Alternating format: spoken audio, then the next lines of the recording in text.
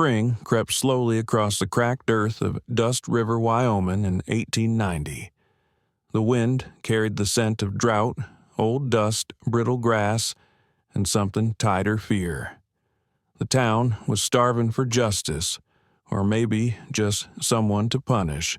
The soil had gone dry, cattle stolen in the night, and the law seemed to be more myth than memory. Dust River didn't need a hero. It needed a sacrifice. Cole Barrett rode into town with his head low and saddle sore, his boots caked in red dirt, and his heart, years past, broken. His ranch had burned the year before during a lightning storm. But, truthfully, that wasn't what broke him. What hollowed him out was the week he buried both his wife and daughter after a fever swept through and left silence behind. Since then, Cole had kept mostly to himself, roaming across counties with nothing but a worn hat and a quiet kind of anger that clung to him like old smoke. He had come to Dust River for one reason: to buy a cow. Nothing more. But that morning, destiny waited for him not in the cattle pens, but on the courthouse steps. As he dismounted near the market square, a gaunt man with a crooked back and silver beard stepped into his path. His fingers, yellowed and shaking, caught Cole's coat. "Don't get close to the gallows unless you aim to be tangled in 'em," the man muttered, eyes darting. "They'll hang her at noon sharp. You here to trade livestock or bury your conscience?" Cole didn't respond. He just looked past the man to where a small crowd had gathered, angry, tight-jawed, silent, in a way that rattled more than shouting. On the platform stood a woman, dark-haired, eyes downcast, wrists shackled. Her face was bruised, her collarbone scraped, her dress torn, like she'd been dragged through the brush. The gallows creaked behind her like something impatient. "They say she slit her foreman's throat," the old man said, not asked, "and made off with 2 head of cattle. Left him to bleed in the dirt. But folks think it ain't just rustling. She's from nowhere, got no kin, and after the stampede last week, she's the only stranger still breathing." Cole turned to leave. This wasn't his fight. He'd made promises to no one and owed even less. His boots crunched against gravel as he moved the way only someone used to walking away could. But then he felt it, a tug. Small fingers, barely strong enough to grab, were clutching the hem of his coat. He stopped and looked down. There she was, a little girl, 5, maybe in socks, soaked from morning mud, standing alone in a dress 2 sizes too big. Her face was smudged with dirt and smoke, and her hands trembled as she held a wooden cup tight to her chest. Her eyes, large and wounded, locked onto his. "It's my mama's last day alive," she whispered, barely audible. "Please, please don't let them take her." And in that moment, Cole's world shifted. Just an inch. Just enough. Because those eyes, God help him, they were almost the same eyes his own daughter had. Not in color, but in that stubborn belief that someone somewhere might still do the right thing, even if the world hadn't earned it. He looked again at the woman on the gallows. She hadn't looked up until now, but when she did, something inside him caved in. It was only for a second, but their eyes met. And that second was enough. Cole turned, walked with sudden urgency to his saddlebag, and pulled out a worn leather folder. Inside, a faded silver star. The badge was old, dulled by time scratched, and nearly forgotten. But it was real. Deputy Rider. It read an honorary title from his days serving on the frontier border, enough to buy time, if not truth. He strode past the crowd up to the sheriff's desk by the jailhouse wall. "I'm invoking Section 7, Cole said, slamming the badge and a folded document onto the desk. "This woman is now a protected witness. Execution's off." The deputy blinked, stunned. The sheriff was gone on a land dispute in Sweetwater County. There was no one to challenge the badge in Cole's hand. and in that silence the crowd began to murmur confused. "The judge hasn't ruled," Cole continued, his voice like dry wood splitting. "So, if you hang her now, you're not just killing a woman, you're killing the law." There was no rebuttal, just the slow untying of a rope, the clatter of a chain undone. The woman, Elena Graves, nearly collapsed as she stepped down from the scaffold. The girl, Clara, rushed into her arms, sobbing into her torn skirt. Cole didn't wait for thanks. He simply looked at them both and muttered, "You've got 24 hours. Live long enough to prove you deserve to." And as he mounted his horse and rode off through the parting crowd, someone whispered, "Who is he?" No one answered, but the gallows stood empty, and the town of Dust River, for the first time in years, stood still. The road out of Dust River curved hard along the base of a dry creek bed, dust kicking up behind the borrowed wagon. Elena Graves sat in the back, her arms wrapped tight around Clara, whose small head pressed against her chest like she was listening for the rhythm of her mother's breath. Cole Barrett rode ahead, his silhouette cutting through the haze of early light rains, loose but eyes sharp. He hadn't said much since pulling her down from the gallows, and Elena hadn't expected him to. But every few minutes his head would tilt slightly, just enough to check the wagon, just enough to prove he was paying attention. The cold cut through the holes in Elena's sleeves. Her skin was still tender from the iron collar, her wrists raw and ringed in bruises. Clara slept in Fitz's fingers, twitching, murmuring words Elena couldn't make out. She wished she could hold her tighter, but her body didn't feel like her own. It hadn't in weeks. "I thought I'd die up there," she said finally, voice barely louder than the wind. Cole didn't turn, but his posture shifted. "I didn't bring you back to talk," he said gruffly. "I brought you back to stay alive. For now." The wagon hit a rut. Elena gritted her teeth, swallowing pain. It wasn't like they said. The foreman, her words came slower now, splintered by memory. "He dragged me off the trail. I fought back. That's all I remember. Woke up with blood on my hands, his body on the ground. And Clara screaming." Cole didn't speak, just listened. His eyes narrowed on the road ahead, and the tea, Elena added after a moment. "The mayor sent it every morning. Said it was meant to calm my nerves. After a while, I couldn't remember my own name some days.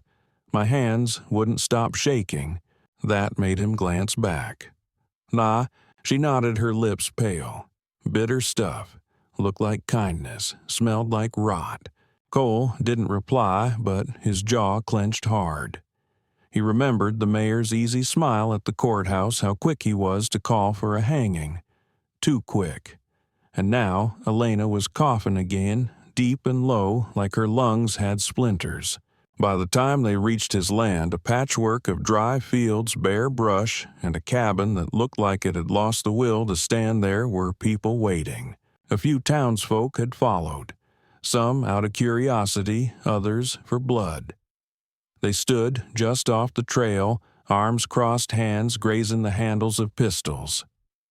One man, a rancher with a gut like a rain barrel, shouted, "Barrett's gone soft.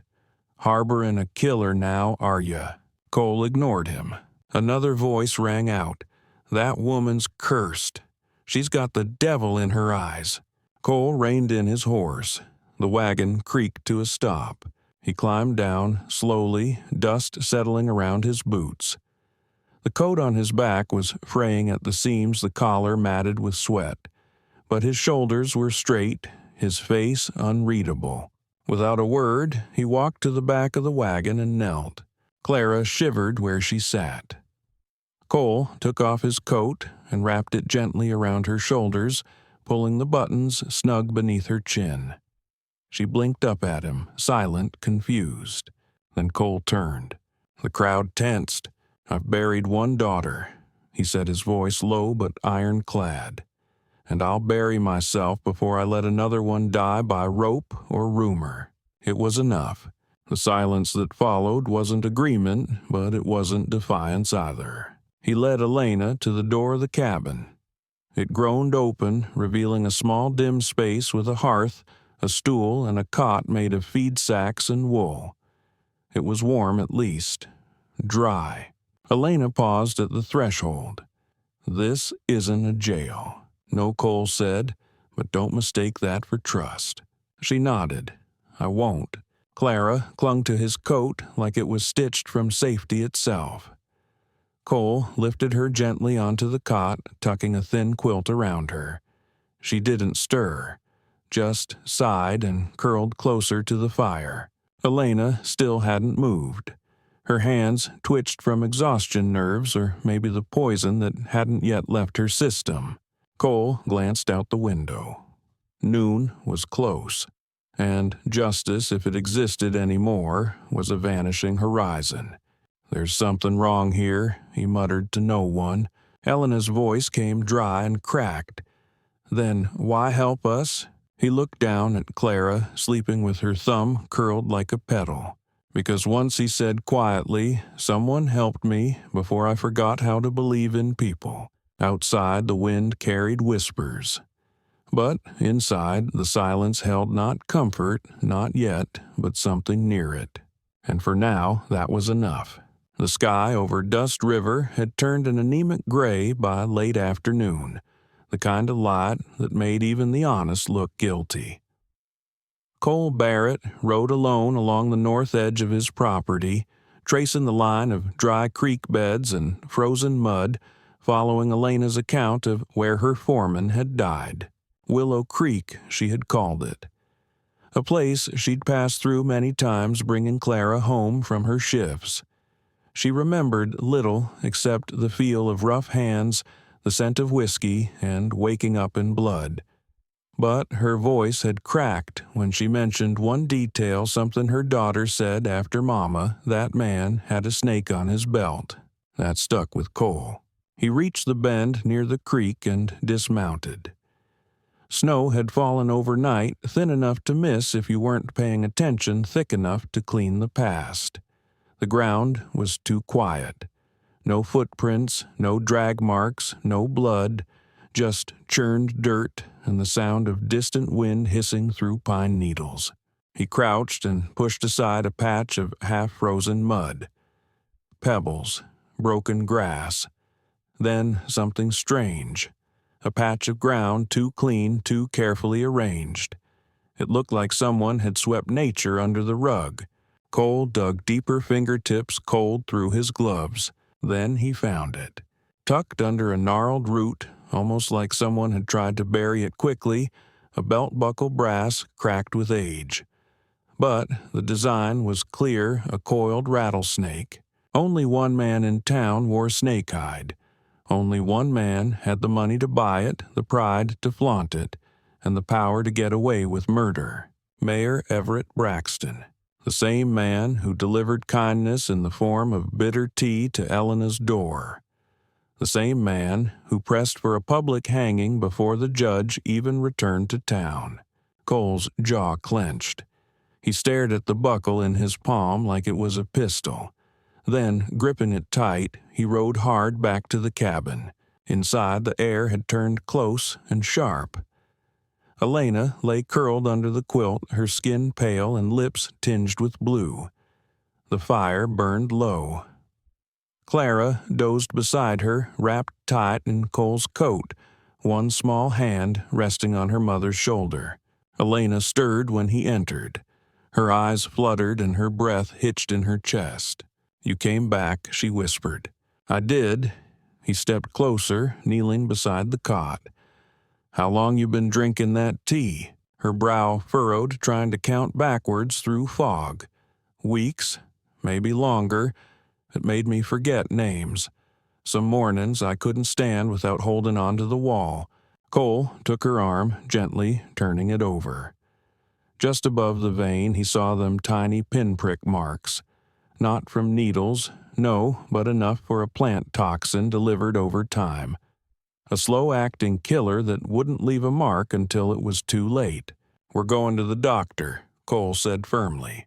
Before Elena could protest, he had wrapped her in a shawl and lifted her with practiced ease. Clara stirred, blinked, then sat up fast. "Mama?" she asked. "She's coming with us," Cole said, "but we have to hurry." The wagon had barely enough oil in the lantern to see more than 10 feet, but Cole drove hard through the darkness.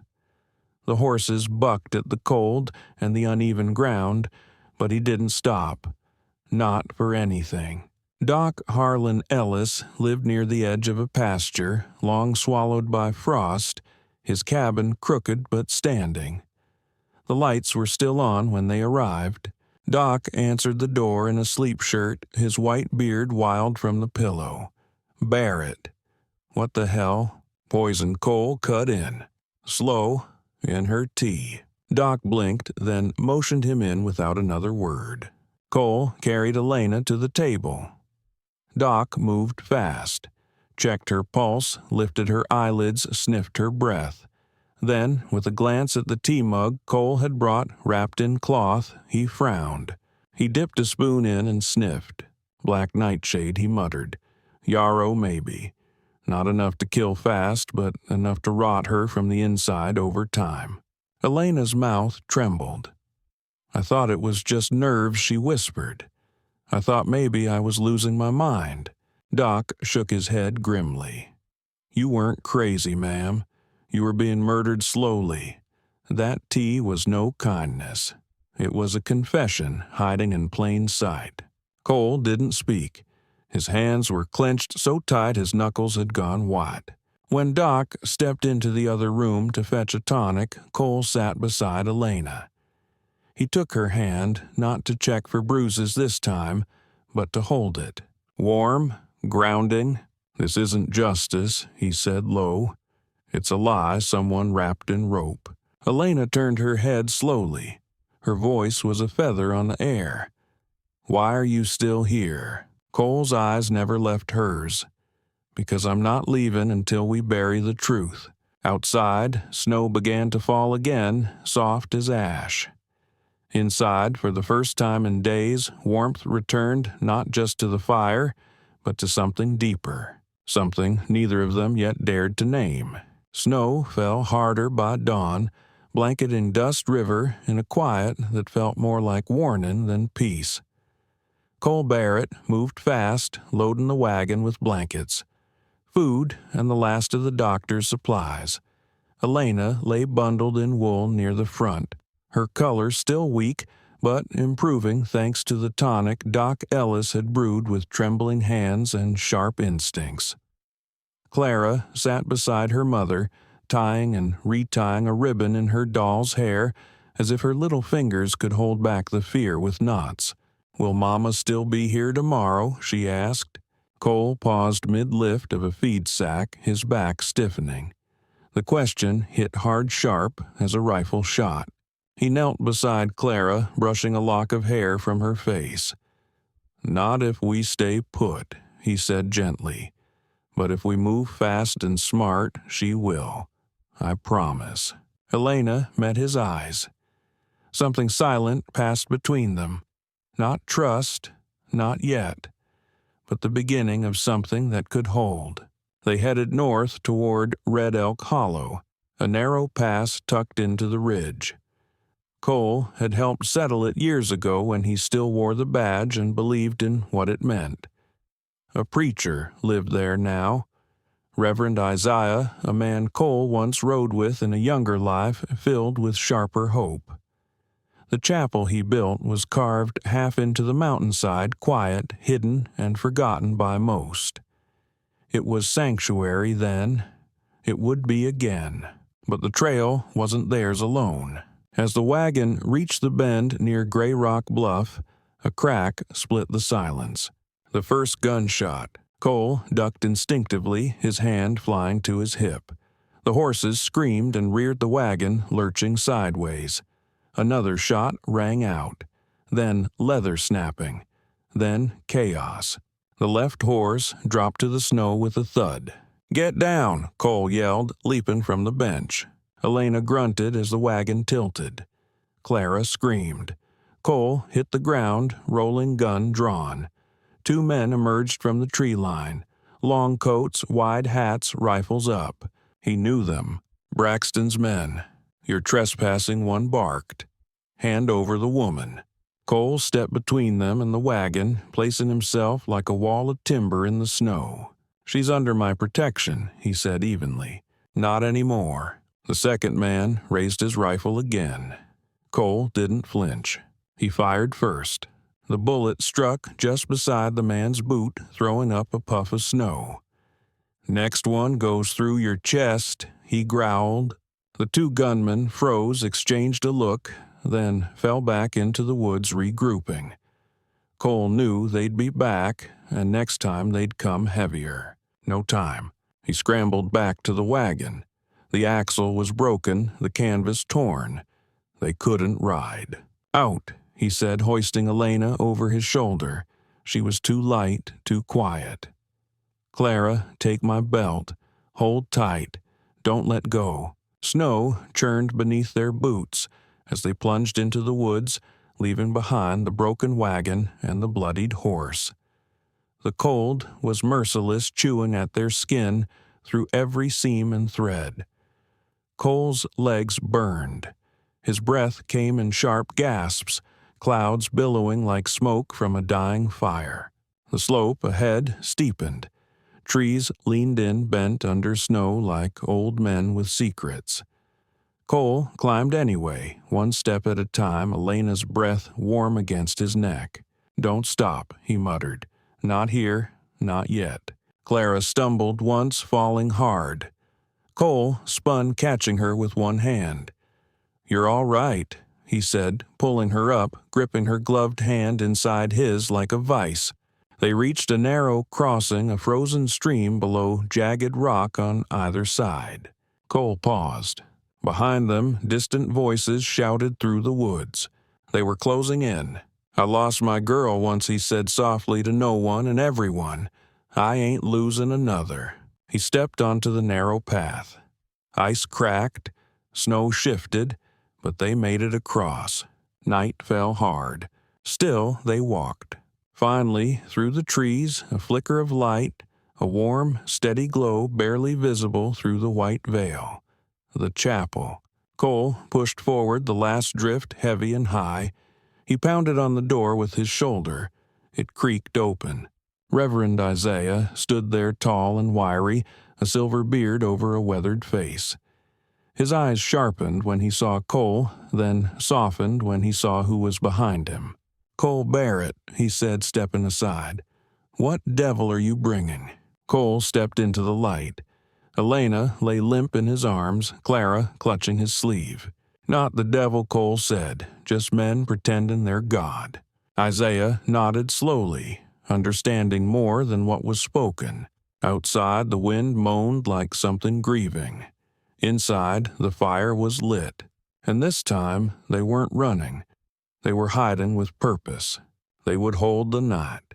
And when morning came, they'd make their stand. The trapper's cabin stood just beyond the chapel, tucked against the mountain shoulder, like a secret too stubborn to vanish. The door hung crooked on one hinge, and pine needles layered the floor thick as a rug. But it stood, and it was dry, and that was all Cole Barrett needed. He eased Elena down onto a makeshift bed of old pelts and folded canvas. Her breath rasped, but steady, her skin warming slightly under wool and firelight. Clara curled up beside her, clutching her mother's hand and her threadbare doll like they were the last real things in the world. Cole didn't rest. Not yet. He stepped outside, breath huffing in clouds. The snow had slowed, but the wind hadn't. It twisted through the trees, carrying whispers, warnings, and the threat of boot prints not yet made. He dragged a broken pine limb through the fresh snow, scraping wide arcs to cover their tracks. Then he pulled strips of cloth from his saddlebag bandage, scraps a length of rope, even one of his own cracked gloves, and scattered them toward the western ridge. A false trail, a lie written in snow. He dropped breadcrumbs of misdirection near a frozen stream and doubled back, stamping a different pattern of tracks into the snow, with his heel leading nowhere but deeper into the woods. Only once the trap was set did he return to the cabin. Inside the room glowed with low firelight. The shadows on the wall bent like old ghosts moving when no one else did. Elena was awake now, barely. Her eyes tracked the sparks in the hearth, her breath shallow. "Will you help me?" she asked suddenly, voice like wind through dry grass. "I'm just another ghost walking." Cole knelt by the fire, feeding in a strip of bark. He didn't answer right away. The silence pressed between them, thick with history and things neither had said yet. Finally he spoke. "Your girl's eyes won't let me forget mine." Elena's lips trembled. Slowly, she reached across the floor and touched his hand. It was the barest contact, like a feather drifting down, but she didn't pull away. Not for a long moment. Then, outside, something shifted. Cole stood instantly. The wind had changed. The quiet broke not with a shot, not with shouts, but the slow, deliberate crunch of hooves over crusted snow. He stepped to the door, lifted the latch quietly. No fear in his posture, just readiness. A man stood there. Broad-shouldered rifle slung across his back face, weathered under a dusted brown hat. He didn't raise his voice. He didn't draw. But he stood like someone sent with a message that wouldn't wait. Cole met his gaze hard and still. Without speaking, Cole reached into his coat pocket and pulled out his old badge, the tarnished silver star, dented and scratched, but still legible. He tossed it at the man's feet. "Give that to Braxton," he said. "Tell him I'm not done fighting." The man looked down, then back at Cole. Then at Elena, pale in the firelight, and Clara, sleeping like a leaf curled against her mother's side. He didn't speak, just nodded once, sharp and slow, then turned and disappeared into the dark. Cole closed the door. Behind him, Elena stirred. "Did you ever stop being that man?" she asked, barely above a whisper. He stared at the fire. "I tried," he said, "but grief don't let go. It just finds a quiet place in your bones and waits." He turned toward her. Her eyes glistened with heat, not sickness now, but emotion. "Tomorrow," he said quietly, "we don't run."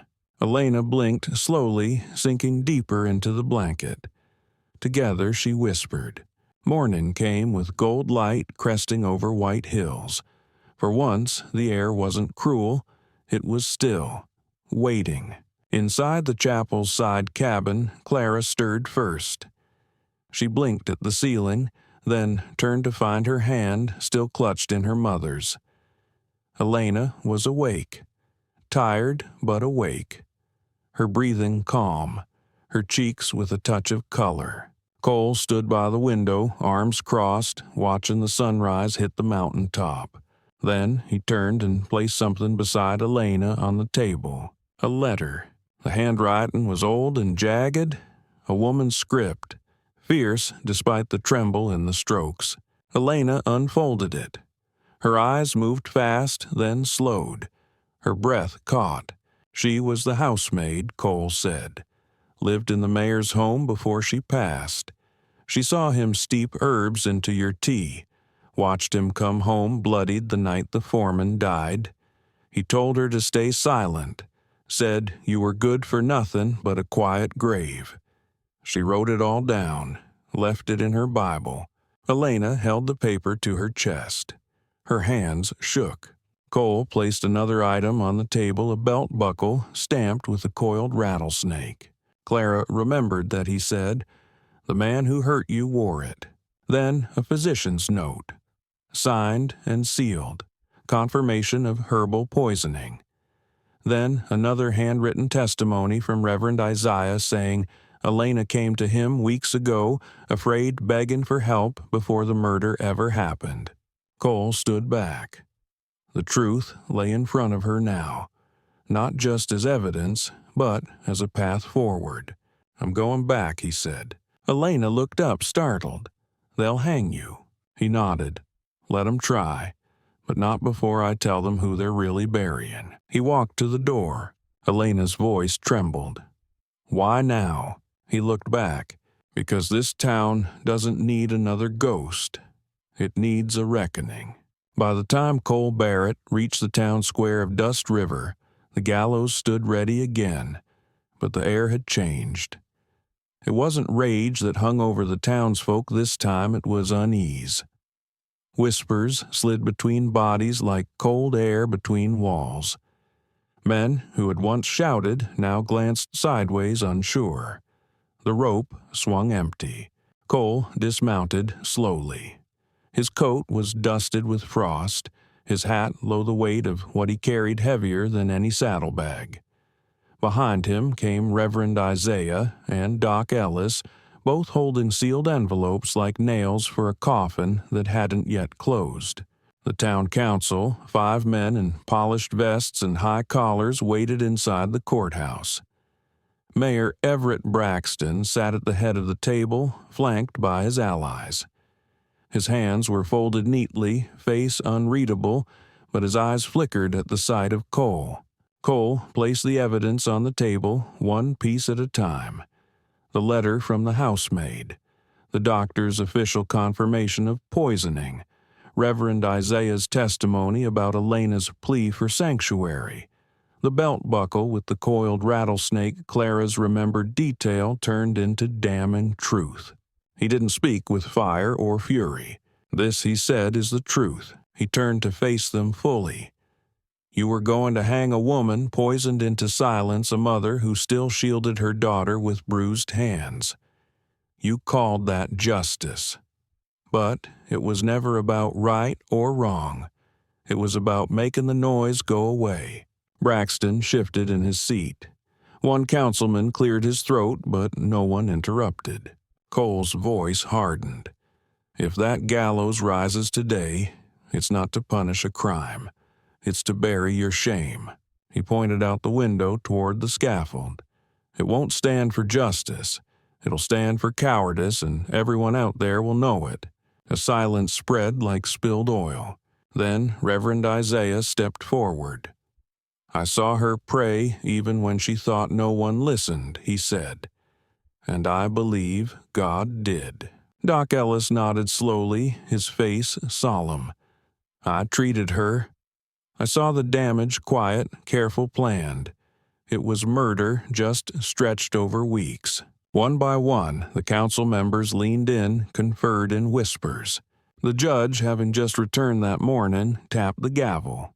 "The court rules in favor of full exoneration," he said. "Elena Graves is free. The charges are void. The gallows will be dismantled by nightfall." A hush passed through the town like a prairie wind lifting dry leaves. No cheers, but no objections either. Outside, Cole stepped down into the street. He looked at the gallows one last time. Then he smiled. It wasn't much, but it was real. 2 days later, Mayor Braxton was led out of his manor in shackles, head bowed, flanked by federal marshals. Some folks watched in silence. Some turned their backs, but no one moved to stop it. Elena didn't attend. She stayed on Cole's ranch with Clara, resting in a house that had once echoed with loss, but now breathed again. The first to arrive weren't lawmen or neighbors with suspicion. They were women with baskets bread wrapped in cloth jars of peach jam, hand-cut soap. Someone left a cord of firewood neatly stacked near the porch.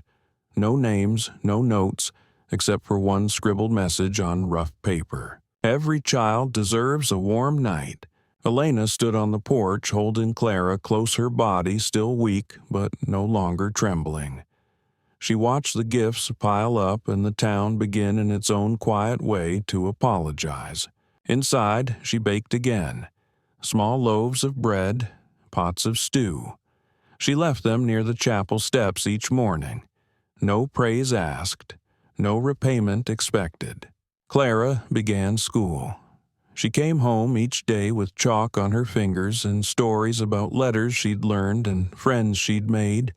She filled the house with color stick figures drawn on scrap wood wildflowers jammed in chipped cups.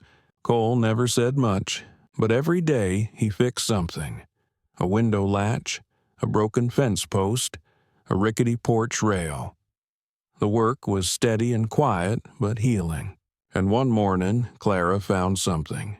Tied carefully to the back of Elena's rocking chair was the braid she'd lost the day her mother was nearly hanged. The one a man had torn from her in fear and violence. Now it was woven and fastened with a ribbon. She didn't say anything.